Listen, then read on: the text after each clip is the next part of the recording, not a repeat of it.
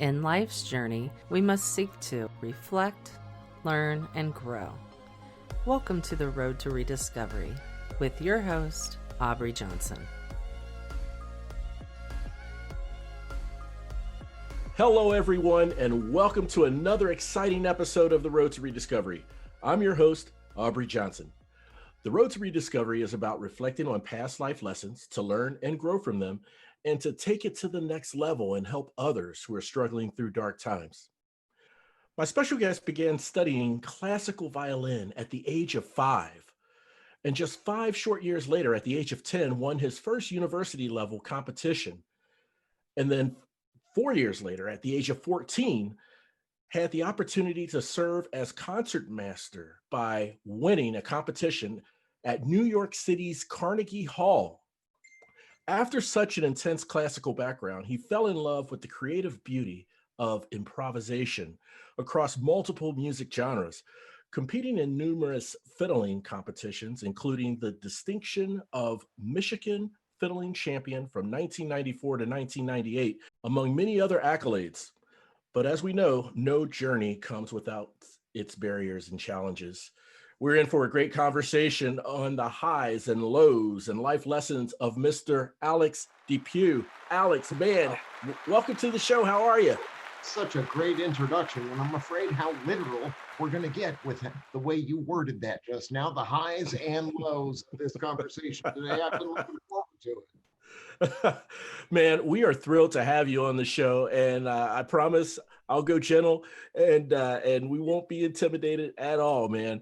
All right, so hey, look, let's go ahead and get started by sharing with the listeners, like where you're from, a bit of your upbringing, and what got you interested in the violin at such an early age. Absolutely. I'm from Bowling Green, Ohio. That's just south of Toledo. Mm-hmm. It's a college town at which my father was a professor of music composition and theory. So my upbringing included that kind of rigorous training from a theory professor in the subject of music from birth, really. So as I began violin lessons at age 5, I was continually inspired by my older brother. His name is Wallace Jr. I have 3 brothers who are all professional violinists now, all corners of the country. Wow. One of whom just finished 11 years as concertmaster with Indianapolis. Amazing.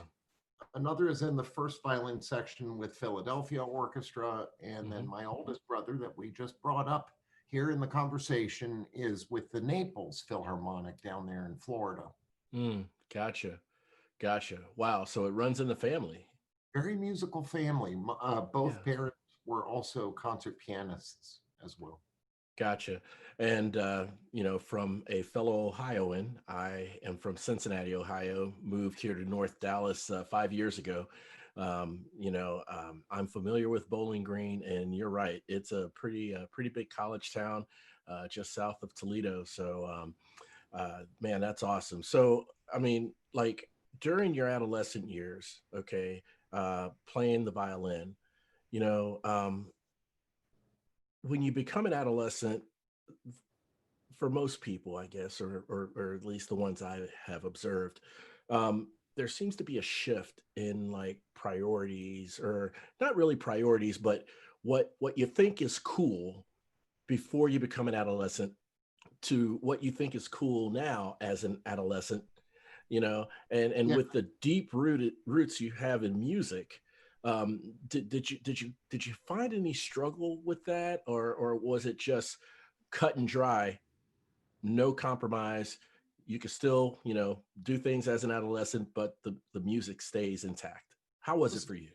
Definitely a fine line there, as you're suggesting, between that moment that you're not really truly accepted as one of the popular kids. I mean, and then all of a sudden, through a public performance for the high school, it's overnight stardom success. And at that age, what an awkward age. I'm so glad we don't have to relive that ever again. That change is same such here.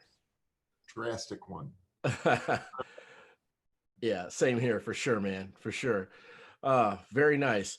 So, yeah, we have all had challenges with that, right? I mean, again, being from Cincinnati, um, It's one of I my favorite skylines. skyline. Oh, skyline. Yeah, Cincinnati has a beautiful skyline, doesn't it? Coming up on Cincinnati from the south as you cross that bridge, it's one of the most colorful skylines, especially at night, of course. Yes, yes. At Beautiful. night, I mean, the Ohio River, the bridges, the stadiums. I mean, just the whole city lit up when you're coming around that cut in the hill in Kentucky, ready to cross that bridge. So, yeah, it is beautiful. Um, uh, Early in my childhood, not as early as 5, but in starting the 5th grade, I took a an affection to music, to band, and I played the saxophone. And I fell so much in love with playing the saxophone through, my elementary years, 5th and 6th grade, and then into middle school and high school and so forth. That you know, when I was a sophomore in high school, my mind was set up, my mind was set straight. I wanted to be a professional musician, a Okay. professional musician. And I've had conversations with my dad about it, and my father, of course, being old school, very pragmatic, and a retired military, a serviceman.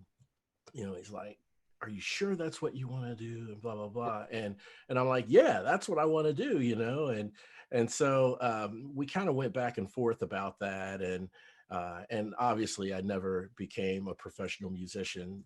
Okay, but I still have my instrument, still play around a little bit.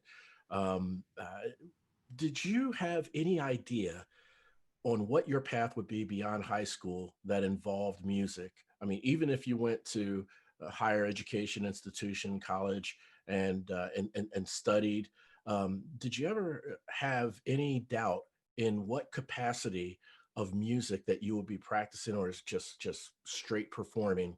Was straight performing on your mind the whole It's a time? good question. I had my mind made up actually well before that. It Hmm. was more around age 10 Hmm. when my father made it very clear that either I'm gonna spend this money for you to have your private lesson every week, and you're Yeah. gonna practice and become a professional musician, or I'm not gonna spend that money and you're gonna do something else. And of Right. course, in his world, the other two options with what we might be able to do with our lives was Hmm. digging ditches Hmm. or driving a truck.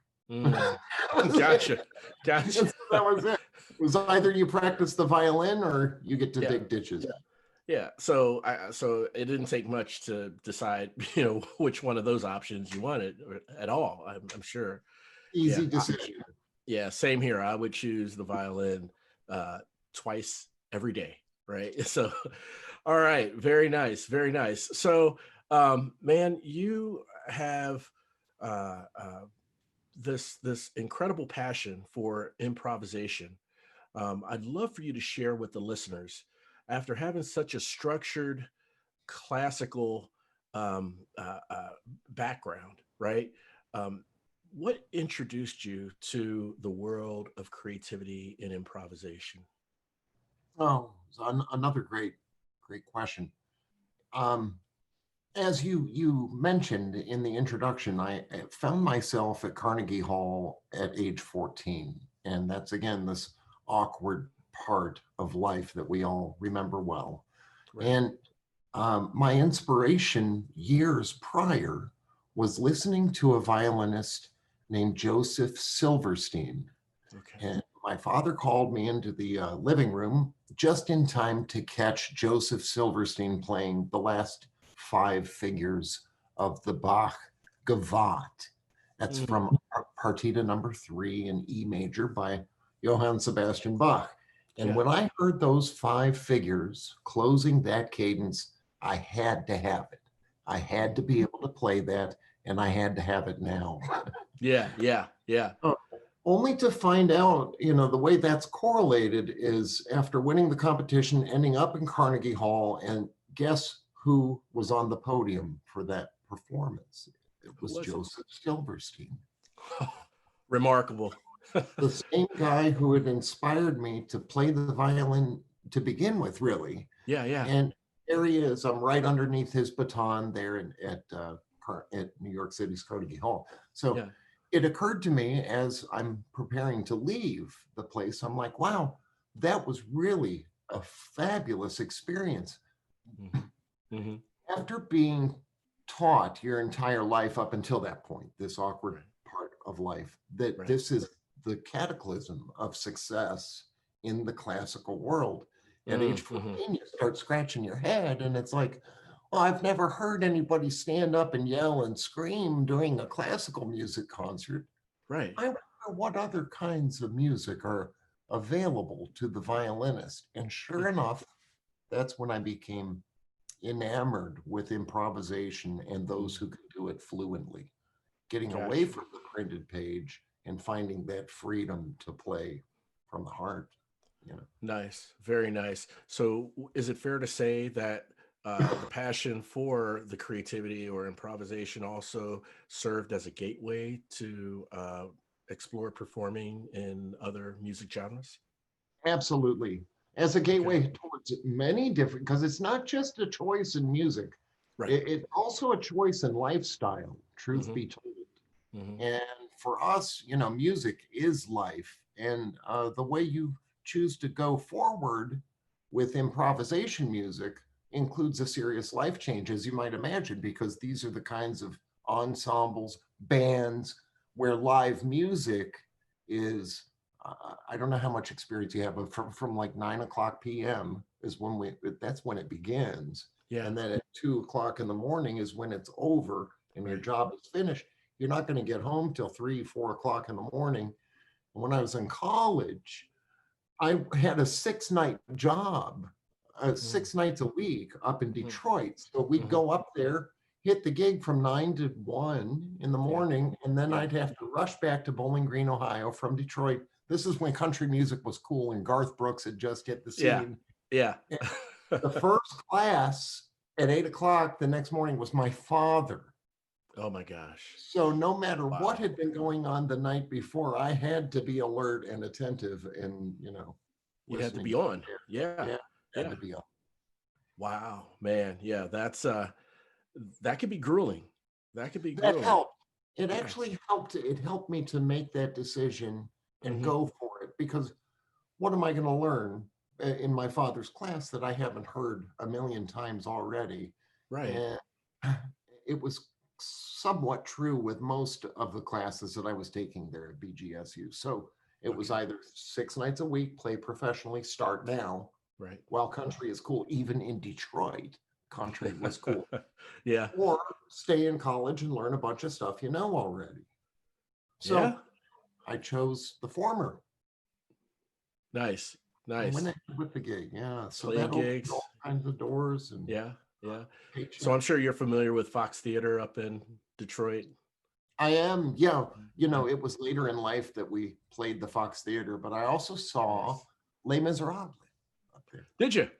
Yeah, Sweet. yeah. Sweet. I tell you, my past job, my previous job, I used to travel extensively. So I spent a lot of time in all parts of Michigan, and including Detroit. And so one of the guys I was working with, who was based in Detroit, gave me a couple tickets. This was during the holidays. Gave me a couple tickets to see the Rockettes, the Love, Rockettes at love Fox that. Theater. Man, had a blast. Loved it. Loved it. That's a great theater too. Yeah, Yeah. yeah. Enjoyed it every single time. It's another one of those iconic venues where when you end up on that stage, it's like, Right. wow, this is the same place I saw Les Mis when I was a kid. Yeah. Yeah. Yeah. Nice. Very nice. All right, man. So, Alex, I want to talk about now um, hurdles, barriers, obstacles, challenges. Okay. Sure. Every journey, everyone's journey has a degree or points of struggle. Okay. Um, whether it's within ourselves or against something outside of us, uh, we all deal with these struggles. I would love to learn about, and I'd love for the listeners to learn some of the challenges that you've had in your career okay, that um, may have given you a feeling of taking three steps back, okay, but furthermore, after that, how did you respond, okay, to turn things around from whatever challenge that is that you were going through? How did you respond? Was there a defining moment that caused you to make that pivot in a 180 direction, or was it gradual over time to make that climb back up from that adversity? Does that make sense? Sure. When we talk about hurdles as professional musicians in Yeah, the kind of atmosphere that we were just talking about, this 9 to 1, 2 o'clock in the morning, yeah, uh, those hurdles become very obvious and very clear quickly yeah. as you realize that you're surrounded by drugs and alcohol at Hmm. all times. As a Hmm. matter of fact, your job is to make sure people keep drinking and that the dance floor stays full. Yes. And under those parameters, the number one hurdle for any musician, especially for any of the younger generation thinking about this profession, being your profession, Yeah. just say no. Hmm. If and when the opportunity comes for you to try it for the first time, Right. it's never a good idea. Mm. It's never a good idea to drink even one drink and No. drive anywhere. I No. think that a lot of musicians lose their way. A lot of very valuable talent gets squandered and wasted Right. because of this subjection to drugs and alcohol. So for me, it was through when you finally hit rock bottom and addiction becomes your main focus Mhm. in life. I don't know if you're familiar with the 12 steps of Alcoholics Anonymous, but My for me, father was one, so yeah, we talked about the 12 steps. okay. Well, for me, it was a serious discovery to learn at around step 3, I believe, that none of this is within your control to begin with. Like you're in the middle of a spiritual war, Yeah, and that dark side is trying to commandeer your person and keep you on that same path towards destruction. right.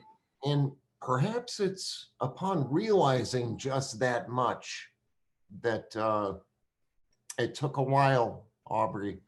It took a while. Yeah. But one day I woke up and it was like the Lord had lifted the switch Mm. and away it went. I didn't want to live that way that day. And Wow. So we're talking, it's like a shift in a mindset. I mean, you wake up and somehow through divine intervention or something, this mindset shift or change is bestowed upon you to where one of your first thoughts when you wake up is, I don't want to live like this anymore. Yeah. Yeah. I mean, that's very, very impactful, Alex. It's very, very pivotal for sure. Um, yeah. So, I mean, once you made that decision, you woke up and that was on your heart. Uh, how was, how challenging was it to now take the road back? Right. Yeah. To get back out of the rut, to rise back up above the ashes, so to speak. I'm not sure that that process is yet over because Gotcha. it's a constant evaluation of your own person and who Yeah. you are inside, you know? And I Yeah. feel like if it weren't for the presence of God the Father, Hmm. I wouldn't have much of a shot here at continuing the path. But it's Hmm. thanks be to Him that I'm able to sit here and talk to you at all. And I feel very fortunate about that. And I just want to commend you for your resilience, and turning things around. I truly, truly feel and believe within my heart of hearts, with all the extraordinary people that I talk to, it's not easy when you hit that rock bottom to take that road back. Okay. And here you are sitting, breathing, talking with me, having this great conversation. I'm very grateful for that. And I want to commend you for your resilience for sure. As am I. Thank you for that. Yeah, and not only are we able to have this conversation, but I'm sitting in the middle of a recording studio that are built pretty much by hand. Each unit was picked on purpose, and By design, right? yeah, and the kinds of sounds we're Yeah. getting in here are just mesmerizing. I Oh, have wow. having a great time, and I met the love of my life 2 years ago. Well, I met her Nice. 13 years ago, Okay. but brought her to a hometown show 2 years ago, Yeah. and one of the wisest decisions I've ever made in life was dropping to my knee and begging this woman to be my wife. Wonderful. Her name is Aria, soon to be Aria. Aria DePue. Very nice. Right here, Curzon is her current name. So Gotcha. she's Wonderful. she's the voice of Ducky in The Land Before Time. Yeah. In fact, Aria and we've had a chat actually. Oh, you have? Yeah. I didn't know that. Yeah. Well, Yeah. okay, then. We had a great chat too. It was awesome. Yeah. And congratulations to both you and Aria, Alex, for Thank sure. you. Thank you. Absolutely. No, I have nothing but best wishes for you guys for the future. This is very exciting. Very exciting. All right. Now we have about 5 minutes. I want to be sensitive to your time. I want to talk about real quick just some of the great stuff that you're doing, man. I mean, you are, well, with the pandemic, I'm not quite sure, but you have been quite active in touring, performing, in the studio, recording, and also teaching, right? That is correct. Yeah. Every day throughout this year, 2020 has been, it begins with a re-examination of exactly how you're going to keep the machine floating, you Yeah. know, Yeah. right. And it's a different perspective right now because, as you know, everything is moving, even in live performance, online. That's It's right. moving online. Yeah. And it's just the trippiest thing to be in the middle of a show where you've got an audience online, but when you finish a tune that you normally gets a standing ovation, Yeah. all you hear are crickets. Yeah. Yeah. I mean, So, that's a different dynamic for sure, right? yeah, Yeah.